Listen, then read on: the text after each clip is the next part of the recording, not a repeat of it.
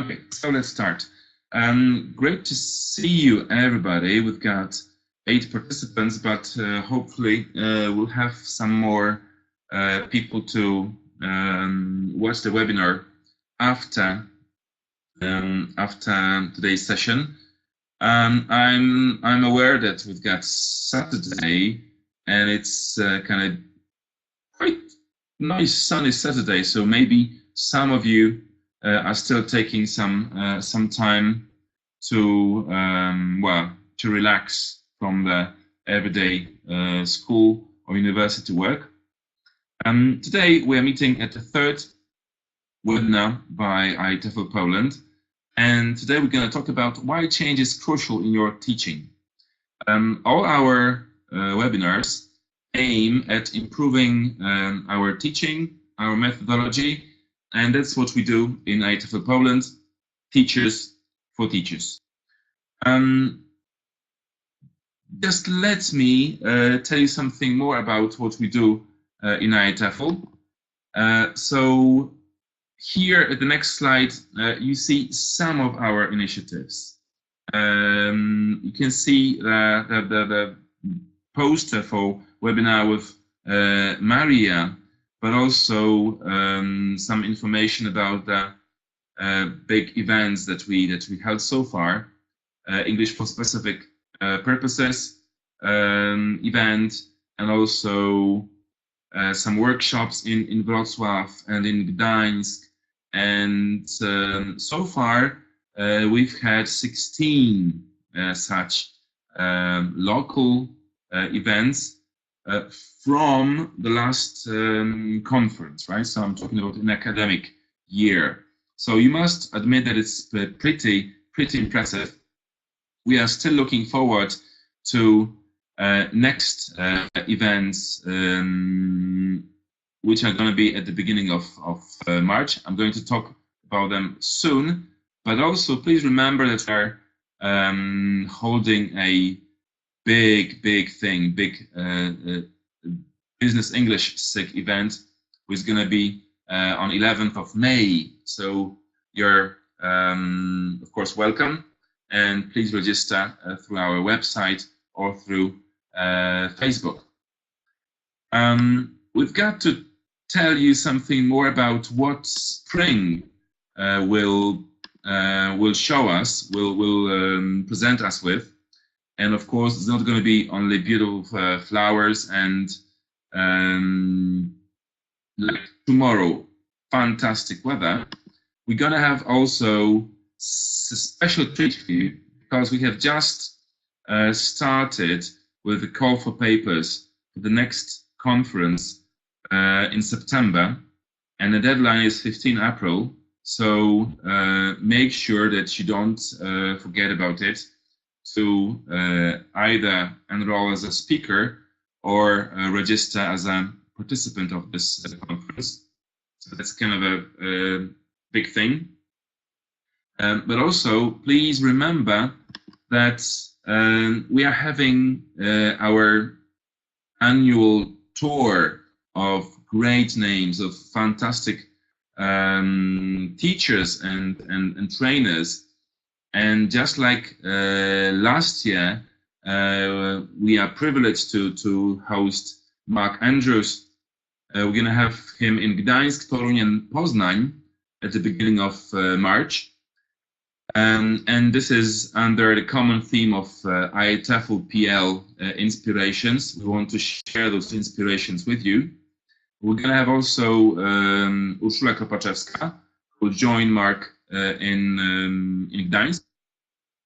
And again, it's last call actually for those registrations. So make sure that you either be at the workshop with Mark and Ula, or simply tell some other people who are willing to learn some new approaches and techniques.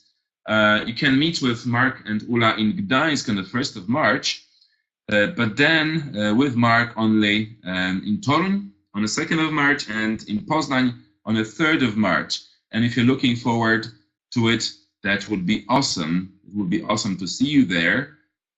You can register to these workshops through our website or through our Facebook wall. So, well, don't miss a occasion to be there. Okay. And getting back to the topic of today's presentation, why change is crucial in our teaching. Well. If we don't change, if we are incapable of changing our methods, our approaches, our techniques, we sometimes seen as this guy who's trying to fit a large wardrobe into the tiny car. We are trying to get the message across to students, but simply they don't get it. And if we're not flexible enough to change our methods, well, that's not going to end with success. And I mean, I've been observing well, hundreds of teachers during their lessons, and that's surprisingly true. That sometimes we are so fixed in our thinking, so fixed in our teaching, that we simply fail to adapt to our students. And this is what we're gonna talk about today. This is just like another example from the internet of the guy who's trying to fit the luggage into overhead locker. That's what we're going to talk about today. If you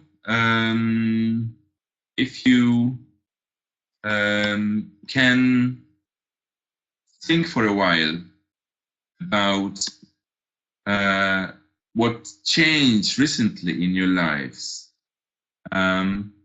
I would like to also share with you that change which happened to me a year ago, and I've got to tell you that it's made a huge impact on my life. And I'm sure that every time, every day, something like that is happening to you. And well, actually, you guys, you are change makers, right? Teachers are specialists, educators are specialists in changing. So, fellow change makers, do you remember yourself from 5 years ago? Or maybe 10 or 15? How have you changed? Well, have you changed physically?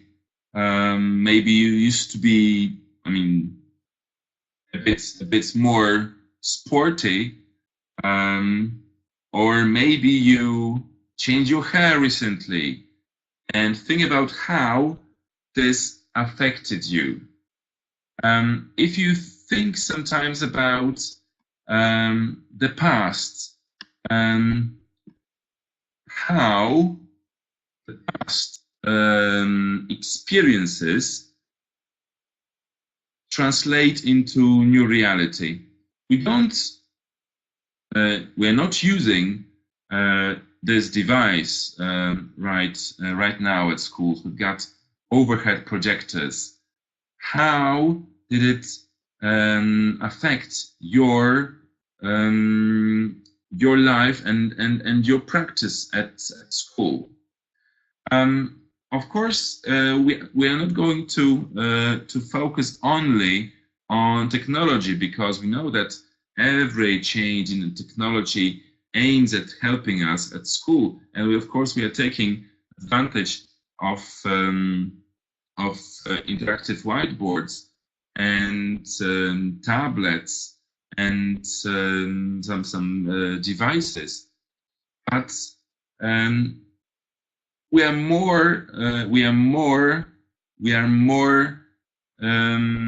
interested in in some deeper changes. Of course, we know that we are changing, and I would like to embrace those changes. Now, that reminds me of the ship of Theseus, and this is one of the personas from the Greek mythology. And you know, Theseus had a ship, but once he replaced some of the planks in the ship, and the question is it still the ship of Theseus, or maybe it's some kind of different ship?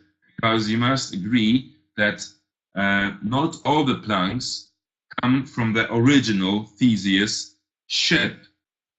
And this is just like with us. We are changing. Some of the ideas are being replaced by some new ideas. We are using some new techniques or some new methodology, maybe new books, new gadgets, new realia in our classroom. But we still we are who we are, and this is all about identity. And you know what?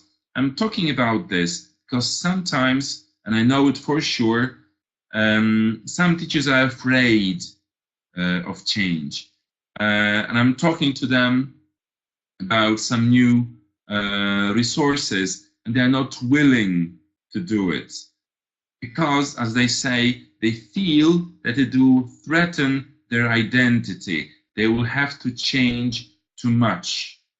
And this is something that we need to avoid, because actually the only constant is change.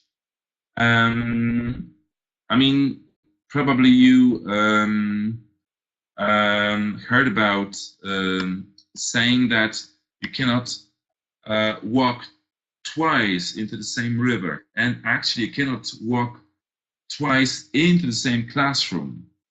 Not any classroom or not any group of students is always the same. We always have to adapt, and we've got to also cherish this change.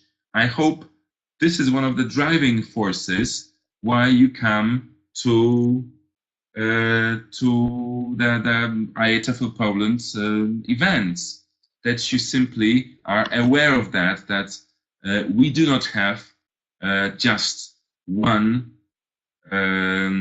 group of students, one classroom. If we even teach the same class, we teach every time differently. Actually, we should do that, because this is also the key point in getting their attention, in getting their motivation as well. And students, especially at the young age, they're like sponge, we say. So they absorb a lot of knowledge. They learn quicker, maybe. Even they do not have as good as we strategies, but they still absorb automatically more. And sometimes with well, more experienced pedagogues, that happens. You lose this kind of sponge-like ability to absorb new techniques. That's why it's kind of important to share the knowledge, to be the inspirations for others. I've got to tell you that I observed in myself this thing that I lose adaptability to change. I was so shocked when I learned that in Polish, dromader actually is not the correct word. for a one hump camel. Actually, the correct name for such a camel, just like in English, is dromedary, right? So in Polish it would be dromedar. And you know what? I couldn't really kind of come to terms with this because I had such fixed mindset that I simply couldn't imagine that that the thing which I believed in for all my life is different. This is very true with students, and this is very true with teachers, that if we close our mind, if we start believing that we cannot move forward, that we cannot progress, that we cannot change, we simply not only block our own development, but also we as teachers block the development of our students. That's why the idea of Karol Dweck of promoting the growth mindset is so important.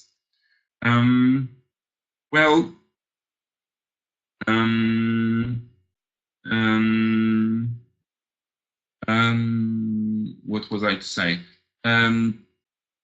Our ideas about learning, our perception of our abilities and the abilities of our students affect the students. And if you can please just take a look at those statements. I'm just not good at technology, or it can't be done, or but this has always just worked fine for me. I will never do that. That's too difficult. I can't cope with that. Here's a guy who's not very clever. He cannot learn. I blew conditionals today morning. My motivation is gone. And tell me, what do you think? Whose utterances, whose statements are these? Well, they are not students' ideas. These are actually true lines that I recorded while I was observing some classes, or while I was talking to some teachers.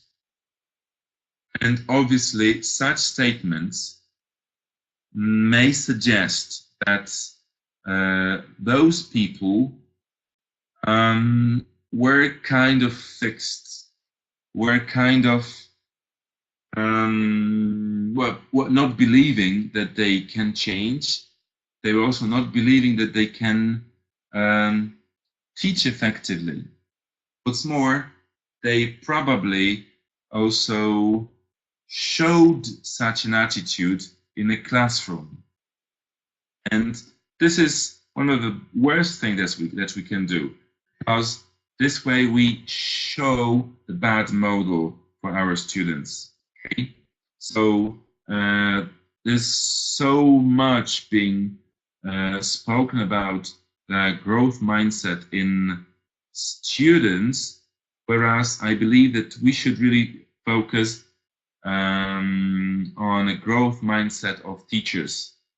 The way we affect our students is far more important. We should, on our own, present such positive, proactive attitude, can-do approach, right? I've got to tell you that, we got blinded sometimes. And even if we see the problems, we are not able somehow to respond adequately to the students' changing needs. I will give you some examples of the observations that I made. A teacher running her class in the noisy classroom where nobody was paying attention to what she's talking about. Well, that could be easily amended, but nothing was done about it. Another example. Well, for 45 minutes, one teacher was addressing only 1/3 of the group, and others were absolutely passive. Another example, there was a lesson in a tiny classroom, 35 degrees inside, and probably around 36, 37. Later on, when the overhead projector was switched on. But you know what? Outside, it was a cool day. It was around 20 degrees. And the teacher didn't think about it simply to open the window. I mean, these are some quite obvious situations, but they show that sometimes we simply lose this ability to change, and the change is quite easy in these examples. It was enough to open the window. It was enough to shift attention from one group of students to others. It was enough to stop the lesson and try to get the attention of the class. I'm far from blaming anyone, and we get blinded in our teaching by our family issues, by our relationships, by our attitudes to our job. But somehow that affects us, and we don't adapt. We don't adapt to students' needs simply because somehow stop celebrating the change. What's more, we also disregard science methodology, which is already quite renowned in teaching, in education theory, and that's why it's so important to remember about this growth mindset that we should have. And we can remember about it, for example, through celebrating feedback in the classroom. And this is not very often happening in Polish schools, we've got to admit, but this could be a major change. When we prepare some visuals or boards or posters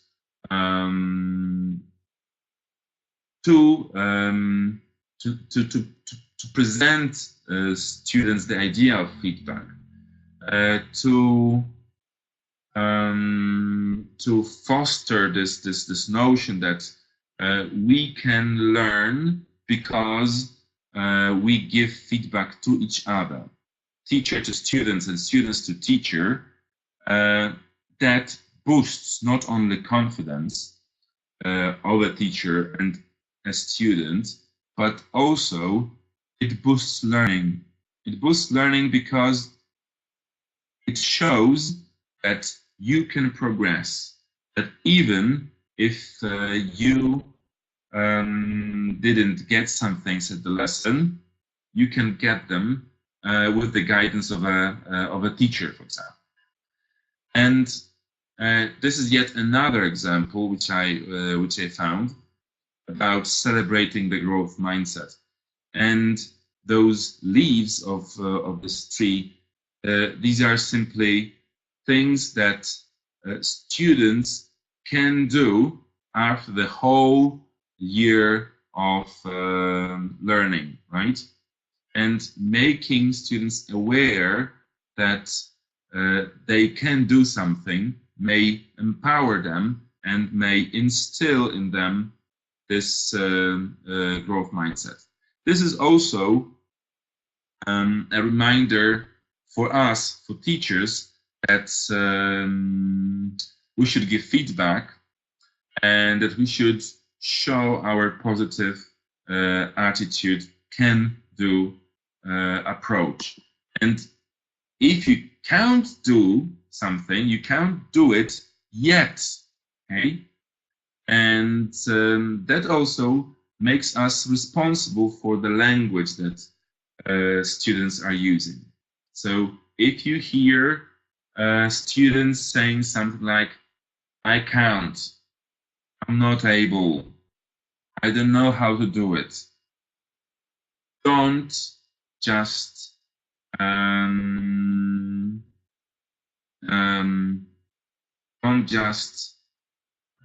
neglect it, okay?